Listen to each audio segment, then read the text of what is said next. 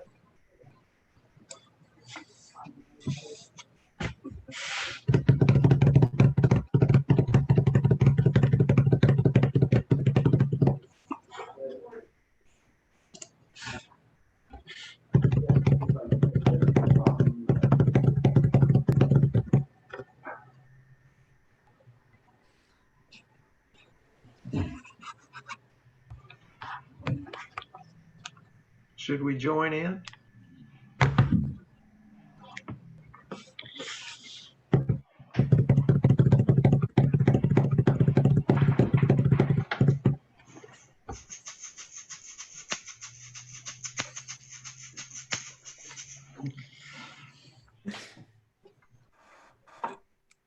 That's not my microphone doing that crazy drumming, is it? Oh no, that was me tapping on my desk.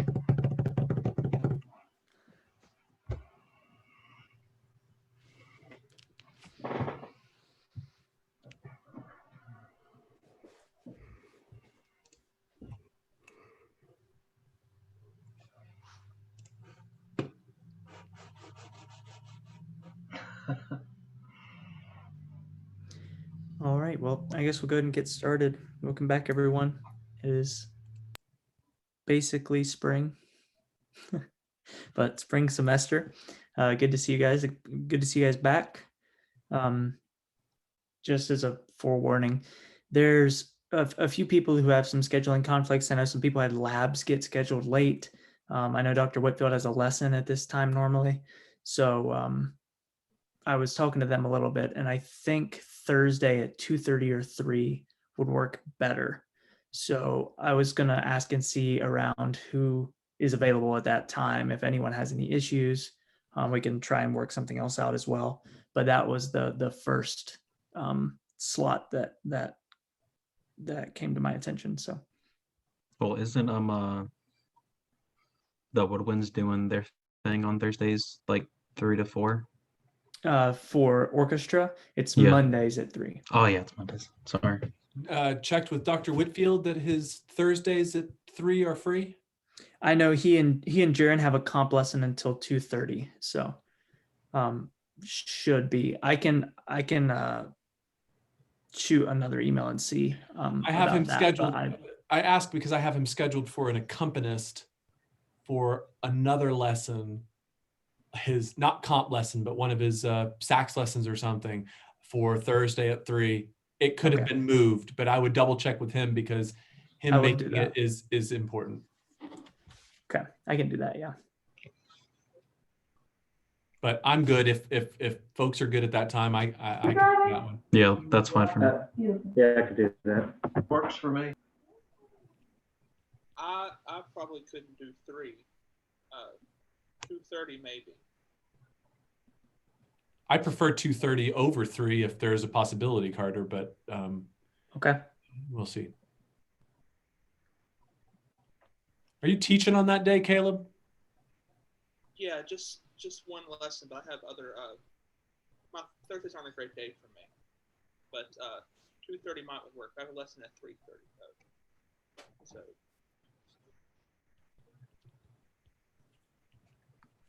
All right.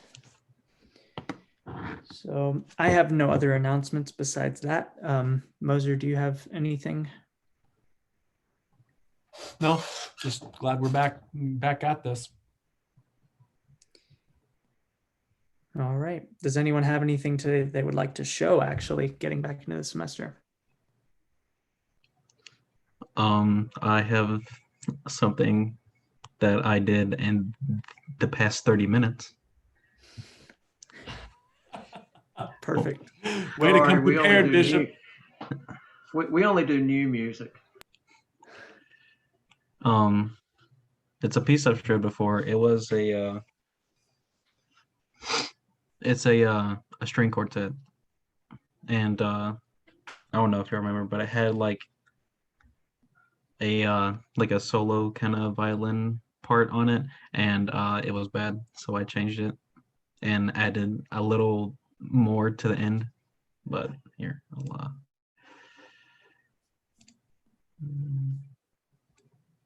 introduce it.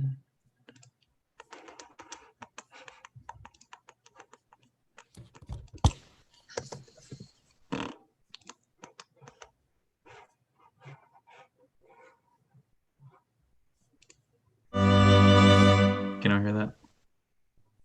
Okay, sweet.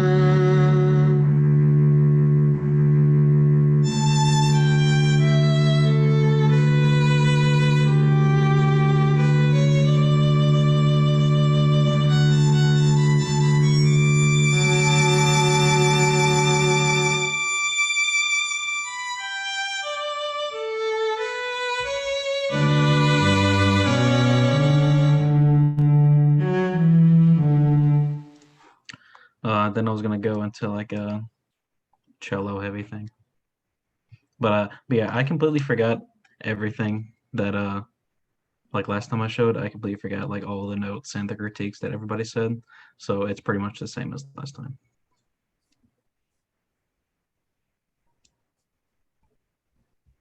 But yeah, but the last time I know that the violin part starting at like 16, 17, 20 was not notated correctly, and it also just didn't sound very good, so I changed it.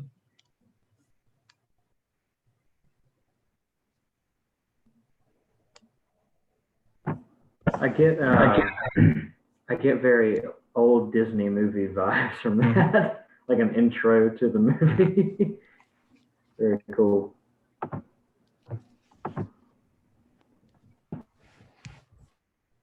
I hear a lot of places where some articulation could make it sound really neat, especially near the beginning. I was hearing some different things that you could do. Yeah. Did you have any like in mind?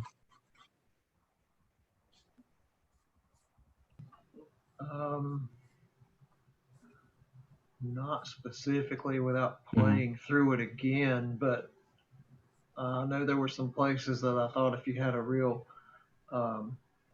marcato or spiccato kind of attack to it, and you were contrasting that with the legato lines and um, more dynamic gradations. It's probably all things that are in your notes.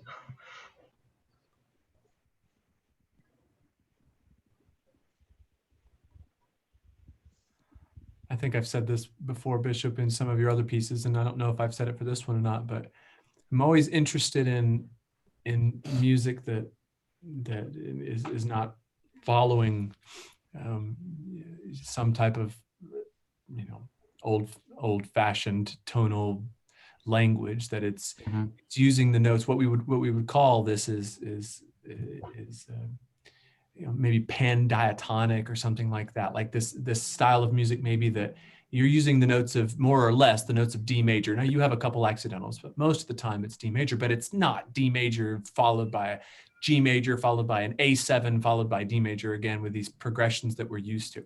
So, so obviously the part writing rules that we're going to be drumming into your head in theory tomorrow, you know, some theory student of mine now, you know, we're going to start doing these part writing rules again. And of course, those part writing rules do not apply to this. So don't take what I'm about to say as, you know, makes your music wrong. If you are writing in the English language, we have certain rules that we use so that we understand each other. And if you want to write English, you have to follow those rules. Your music does not follow tonal rules of common practice tonality. Doesn't need to. It's music. That said, it's difficult, I think, for anyone in the 21st century to hear music like this that has so many notes in D major, right? And we're mostly using it. I feel like most listeners are going to gravitate towards those moments in this piece that actually do line up some type of triad. Now, it might not be a 5 going to a 1, but like you have some moments where there's some rest on like a root and a third and a fifth, right? And so I think those moments where the tension goes away, your audience is going to glom onto some of those moments and kind of still feel there. It's not going to be tonal, but they will still at least feel the tension building and tension release of where there are triads and where there are not triads. And in light of that comment, if I'm looking, I'm just looking, take measure 4 as an example. If I'm in D major, but I'm not writing in D major, I'm just using the notes of D major. Well, that sonority specifically starts to stand out as like, you know, now we're really far away from any sense of doubling that a tonal composer would have used. I mean, I see the cello in writing C sharp, you know, T in the scale, the leading tone. I see the viola pounding away at C sharp. I see the violin 2 on second beat, C sharp. I see the violin 1, first beat, C sharp. So we're not even talking about like a doubled leading tone, which is going to be a problem in my class. Now, granted, not for this, you know, but now we're not even a tripled leading tone. We're talking a quadrupled leading tone in the span of 2 beats, right? This is going to degrade any sense of, if you want triadic feel, a measure like that is going to, it's going to do its best to kind of eradicate it. Now, eradicating that feel might be something compositionally that you want to do. My point is, from a comp side of things, is that be very aware that doubling things like that will sound totally different than, oh, I don't know, you know, this first measure with a G and then a B a tenth above, just where it is in the, you know, near the harmonic series, and then a D above that, and then an F sharp hanging up there in this beautiful major 7th chord voiced across the gamut, where everything in a nice range of a nice voicing of that. Fast forward to measure 4, crunchy C sharps, T in the scale, everybody doing that at the same time. It's going to sound gritty. And when we get it out of actual finale, and you get it in real life, and you get those C sharps, the overtones of in the cello, getting into the viola and into the violin and into the violin 1, you're going to have this gritty sound that then, when it gets erased into the, oh, I don't know, the B minor chords coming up in a little bit, and the you know, the D major chords I can look at here in, like, you know, in 16 and 17, like those are going to sound like the audience is going to be like, oh, I got that. The measure 4, I guess I don't really know what advice to give you, except that I want you as a composer to be aware that measure 4 is going to sound miles away based on voicing than measure 1, measure 2, measure 3. That's all I guess I want to say. Not telling you what to do, just making sure you're aware of that not all notes in a scale are equal with what they're going to do to the tension.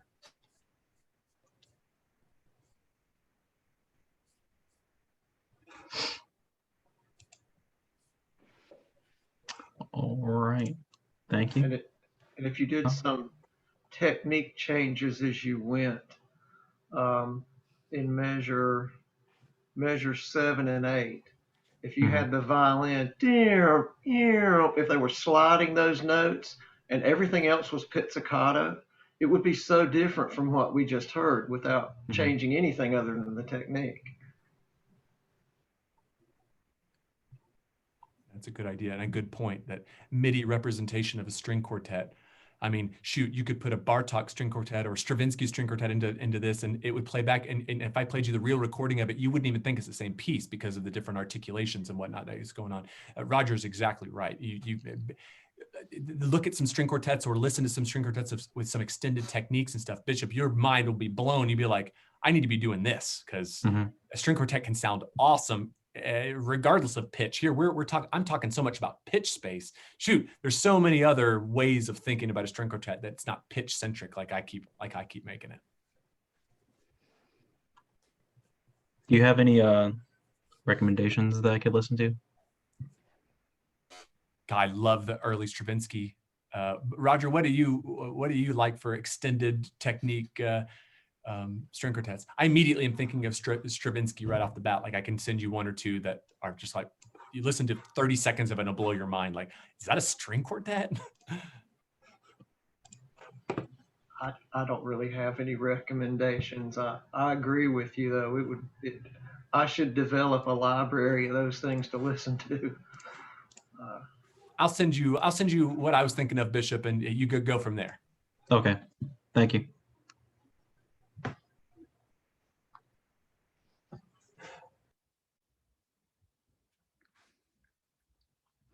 All right, who's up next?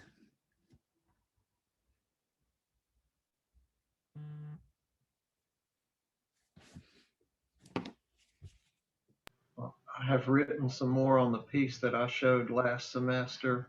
If finale will work, I tried it earlier on a different Zoom meeting and it did, so it's possible.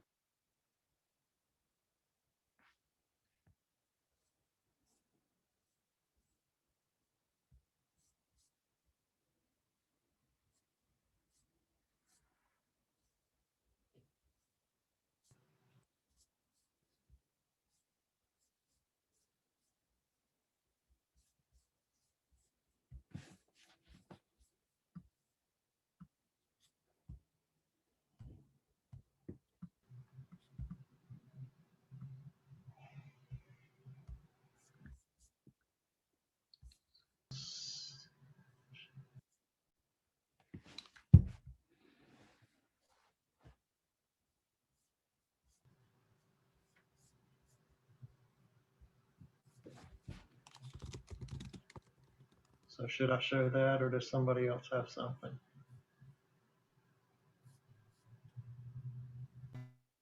Yeah, I got guess something we'll go with that. I got something for 55 seconds while you're getting ready, Roger. Yeah, go ahead.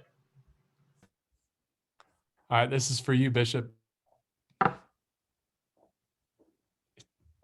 just figured it would be really good for everybody. Like, this is what I was just thinking of. 55 seconds for just one movement. You hearing it?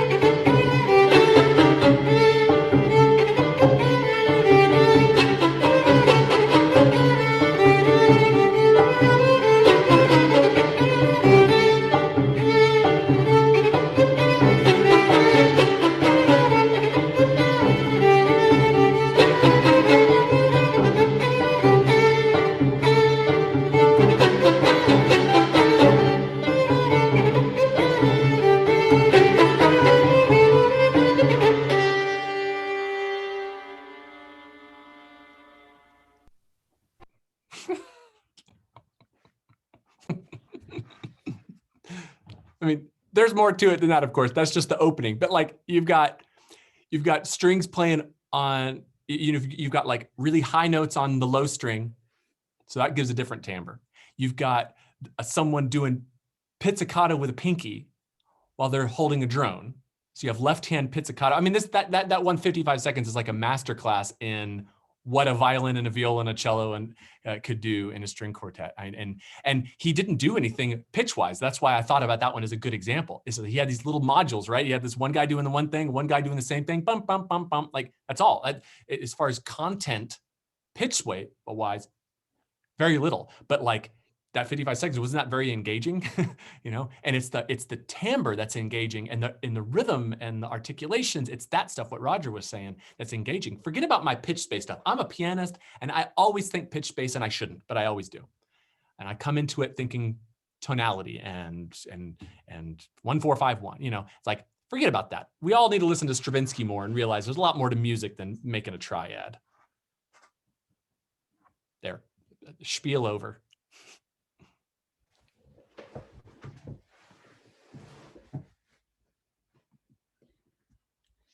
The spiel schlemiel.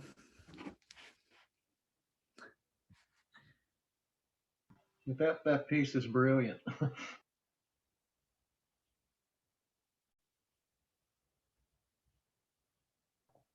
You going to show something, Roger? I was just waiting for the go ahead. Presidente. Yep, you're good. Go ahead. Let's do it. Let's see it.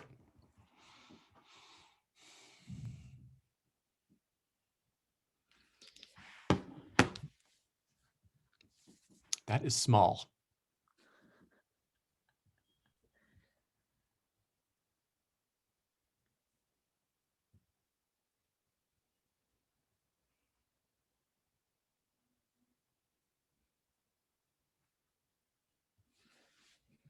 No sound, and I think you also muted yourself. Yeah. Sorry. All right, so let me get rid of that. And what in finale, MIDI audio? Push it out to Zoom. There's a audio out, something like that. Zoom audio device or something like that. At least that's what it says on Sibelius. Well, all right, let's just try it. And make sure you click share sound when you're sharing screen. Yeah.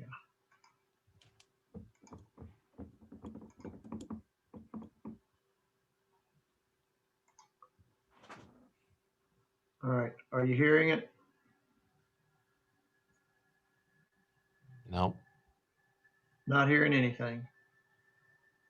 That's weird. All right.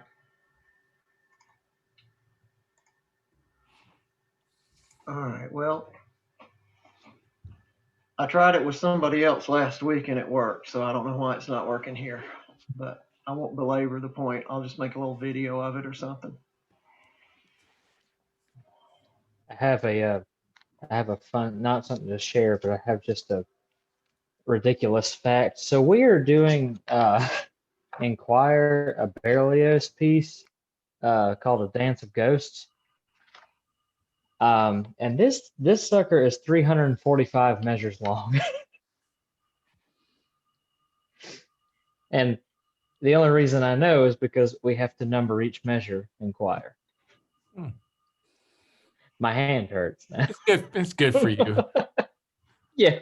Is it something like, I don't know the piece, is it like prestissimo or something? So at least you can get done with that in a reasonable amount of time? It's actually it starts out Allegro scherzando.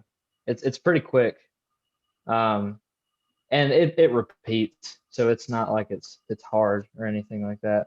But it's also Berlioz, so it's ridiculously, extravagant and in very weird ways.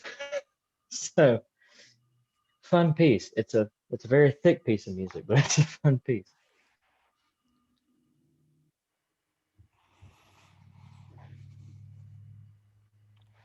Berlioz wrote some interesting stuff. Indeed. He's crazy in a good way. We're almost a Berlioz in music history. We have to kill off Beethoven first. Oh, Couple more days. I think Bach is still the hardest to kill off. Gosh, that Beethoven letter is one of the most depressing things I've ever read in my life. Yeah. They had to read the Heiligenstadt Testament for homework for Wednesday. Yeah, brutal. Just going through a bunch of stuff. I have a question. Does anyone know how to pronounce the name I just put in the chat? Uberdu. Is it really Uberdu? Mm-hmm. Okay. It's a 'Cause I didn't- method teacher. Yeah, because I didn't know if she was saying that right. Yeah. Oh, that actually reminds me. So in the Charlie Brown musical, Linus has to say like he starts out saying the intro to the biography of Beethoven. Where was he born? On. There is a long word. It starts with like an E. Maybe not where he was born, but hold on, I'll be right back. Jeez. Well, this is degraded to. It just reminded me, and now I can't get it. Hold on. I just need to know because I don't know if Google Translate's lying to me or not. Okay. So it says his mother was the daughter of the chief overseer of the kitchen at the palace in Ehrenbreitstein. Is that right? I would have to. You have to spell it. So it's Ehren, Uh-huh. and then Breitstein. Uh-huh. Okay.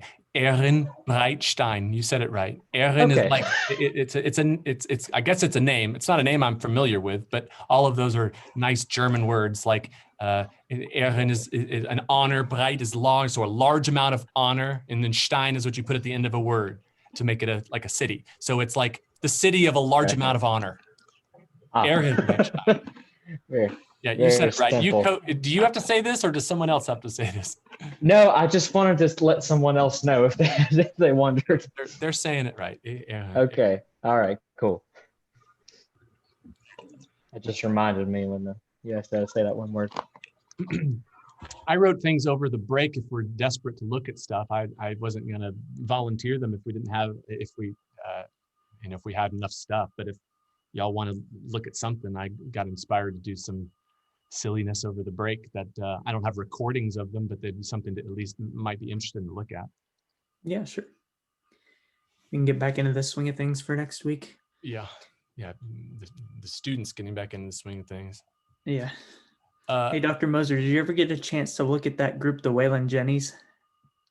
Yes, I did. And I even played a recording of theirs at Old Time on yesterday. Oh, that's awesome. For us to possibly, we're not going to emulate anybody or we're not going to steal anyone else's music this time. All of the music we're going to try to do is we're going to write our own selves for the first time. We're going to try that, but we're totally going to steal their, like pentatonic a cappella, little old folk tune style. I think we're going to steal that. Yeah, because Mackenzie and I had been listening to a bunch of them, and she was like, "Yeah, Moser would love this." So. Yes, the group liked it too. It reminded me a lot of "Oh Brother, Where Art Thou," one of my favorite movies. Just like I love that folk sound and good a cappella singing of women singing. It's just it's lovely. All right, opening up that and opening up this, and I'm going to share my screen with y'all. Hold on. That and this. All right, so no audio. I guess if we're desperate, I could try to hack away at it at the keyboard, but I'd rather not. Rather just share it, and then if we want audio, I can make some recordings for next week, or I could figure out something. So sorry to not have audio for it. So, is my screen sharing? Is it a PDF? All right. So over the break, I wrote a zillion fiddle canons and fiddle tunes for old time. And the fiddle tunes there's no real structure or anything to them. But I wanted to try to channel my inner Bach and challenge myself a little bit to write some canons, mostly because of us talking about it a little bit at SCI. And then in Counterpoint, I did some canon teaching to some other students. And I was like, I want to try some of this my own self. I always remember last semester when we had to kill off Bach, and he wrote all those great canons at the end of his life that he called the musical offering. So what I decided to do is, like, for old time maybe, or for whatever group, I don't really know, I wanted to write canons that could be accompanied by simple chords, right? So you can see this one, a canon at the unison, and with C's and G's and E minors and A's, like basic 1s and 4s and 5s. So it's very tonal sounding, yet I still wanted to make it for two voices, one in canon with the other. So in this case, you can see that, this one starts here. And then by the time that someone is at this measure, you start this one again. That's what that little symbol means, right? So I made two copies. One is what I would give to the king if I were Bach and I didn't want to give him the solution to the puzzles, And then the other one is like, okay, so if you actually start this one measure later, this is what I would like if I were going to sight read it for you. I would do this. So it's fun because when you're writing these things and you're challenged this way, it's a nice self-imposed challenge, right? Because you're trying to think, what notes can I put in a measure that then would make sense with itself a measure later with a new chord, right? Writing from a G to an E minor, well, that's not too hard because I can write G and G. And so if I write that G and G, well, that makes sense in E minor too. See what I mean? It's like these are the stipulations that you're under. Now, it gets fun in that I didn't want to just do it at the unison. Every time I wrote a canon, I wanted to do it in contrary motion also. So if I started one in a key of the major, I kept the same key signature, and the contrary motion one is in minor. So contrary motion's interesting in that if I start, whatever I'm starting with an E, E, F sharp, G turns into E, D, C, right? Because now I'm going the other way around. But E still maps onto E because it's still a fiddle canon at the unison. So now when you're processing it, you're having to think, okay, I'm writing this, but now I got to flip it over in my head. And so you make this, I at least made this little cheat sheet that said, every time I wrote this note, it means this one. If I wrote this note, it means this one. Kind of understand? Okay, so here's where it gets a little bit silly, so I won't go too much longer. I wrote one in every interval. So there's a fiddle canon at the second and the second contrary motion, and the third contrary motion, and the fourth contrary motion, fifth, sixth, seventh.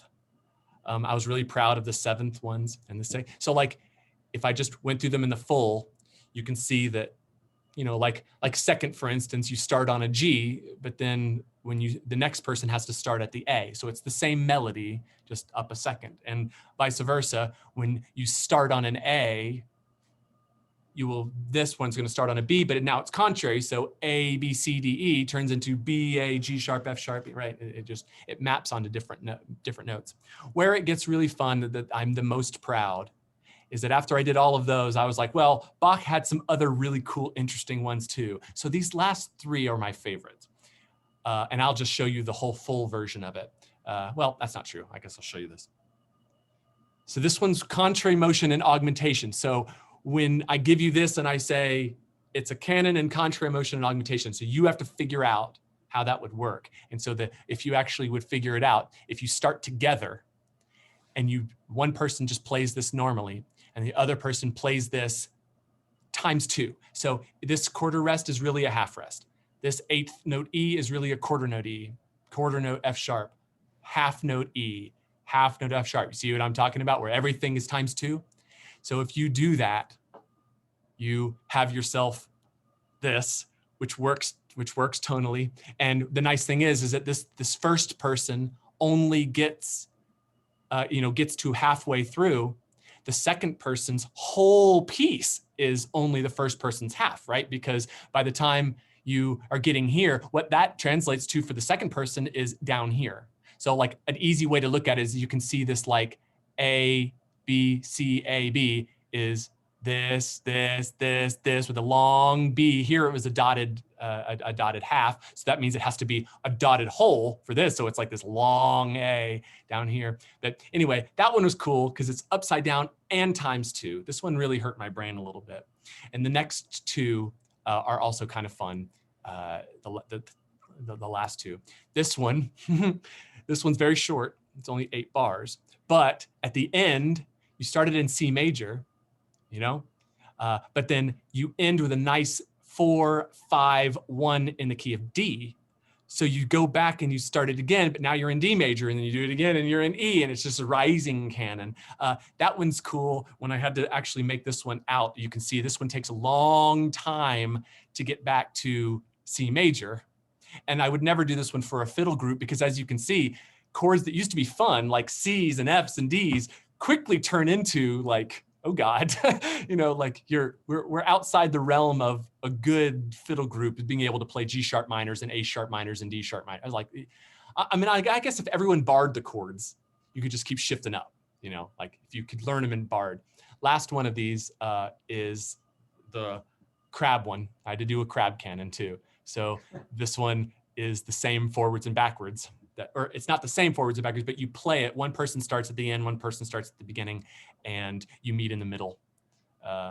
And that's why I wrote that like that. So when you write this one all the way out, you write it all the way out, it looks like that.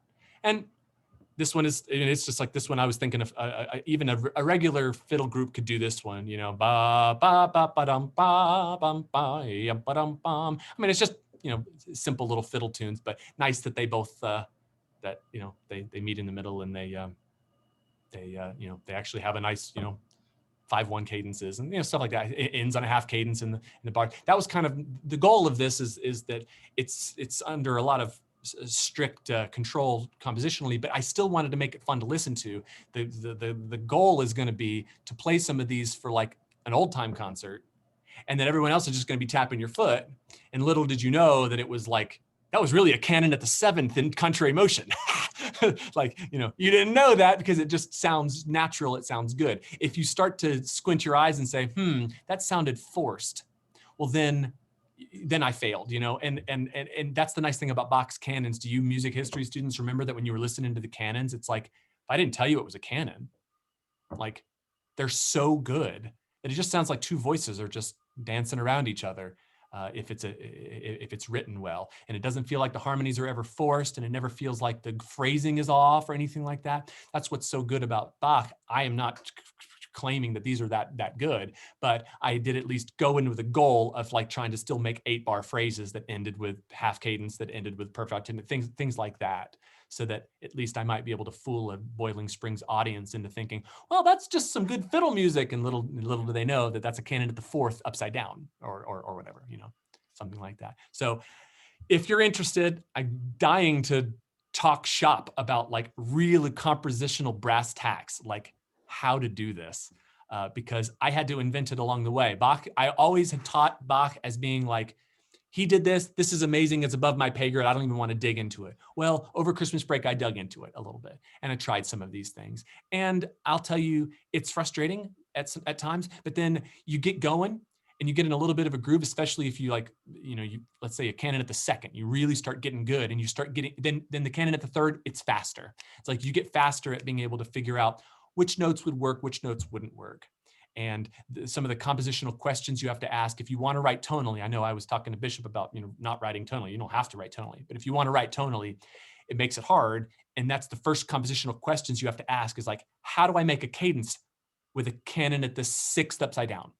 How do I make a half cadence with a canon at the 3rd? You know, like which notes are going to be good so that then when I get to the 5 chord, it will still be a note in that 5 chord. Does that make sense? Like you have to kind of think, you have to really think ahead, and you certainly have to think ahead at the end. How do I write and that's why the cadences, I'd say the cadences are the hardest part by far, because if you want to write a 5/1, some of the intervals work out wonderfully. You know, a canon at the 2nd, you can write re and it turns into mi, wonderful. Or you can write T and then it turns into do. Wonderful. You know, and it's, you know, some of them are going to be very easy.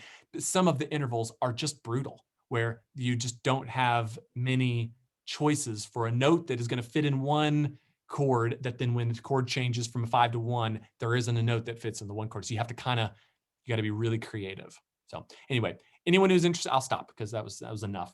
Anyone who's interested in this newfound like interest of mine in writing these really old-fashioned 300-year-old canons, more than happy to chat with you all about them and play through them. Nerd.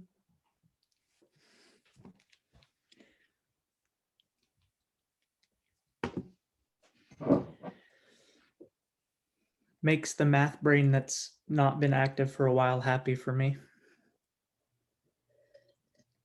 Math major. Yeah.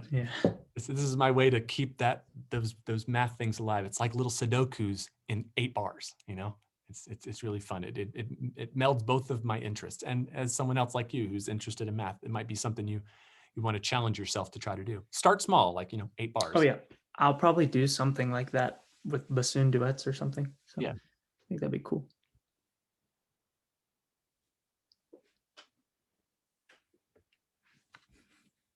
All right. I think that's probably it for today. Thank you guys for coming. I'll send out an email as soon as Whitfield gets back to me on what times would work.